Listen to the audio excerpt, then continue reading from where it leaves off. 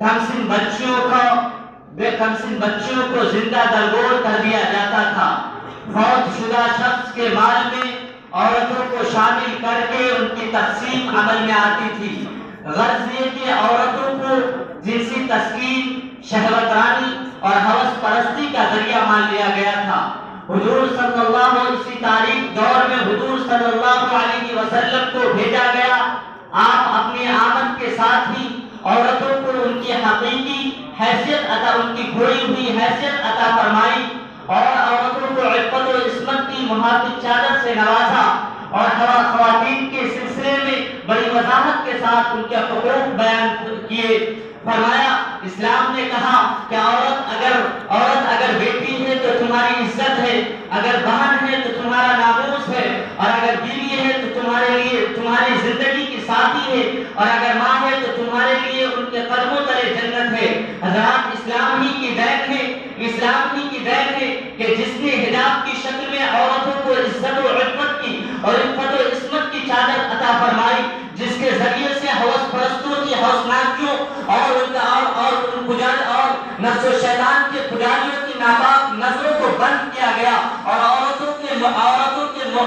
کے تحفظ کا مکمل سامان فراہم کیا گیا۔ اور یہ ہر دور میں برقع و حجاب پر پابندی لگانے کی کوشش کی گئی۔ مغرب نے ہمیشہ بے حیائی اور عیاشی کو فروغ دینے کی ہمیشہ کوشش کی، کبھی حقوق نسواں کے نام پر، کبھی ترقی کی راہ میں رکاوٹ کے نام پر، کبھی مساوات مرد و زن کے نام پر برقع و حجاب کو ٹارگیٹ کیا جاتا رہا۔ اسی قسم کا ایک ناپاک واقعہ جو چند مہینے قبل ریاست کرناٹک کے گورنمنٹ کالج میں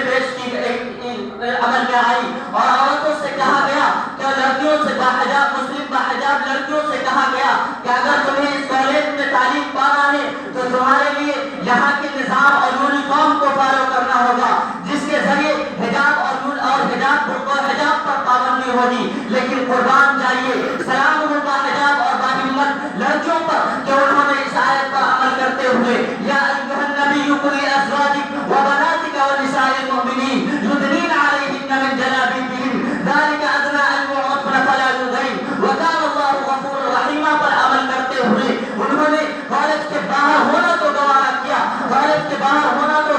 کیا، لیکن اسلامی شرف اور عزت و عفت کے چادر کو اتارنا گوارا نہیں کیا۔ افسوس سدا افسوس ان لوگوں پر ہوتا ہے جو عورتوں کو اپنے جوتیوں کے برابر سمجھتے ہیں، جو عورتوں کو اپنا غلام سمجھتے ہیں، اور مسلم خواتین کو ان کا حق دلانے کی بات کرتے ہیں۔ ایسے لوگوں سے میں کہتا ہوں کیا کام پکار نہیں بلکہ دل کے پردے کھول کر سن لو، کیا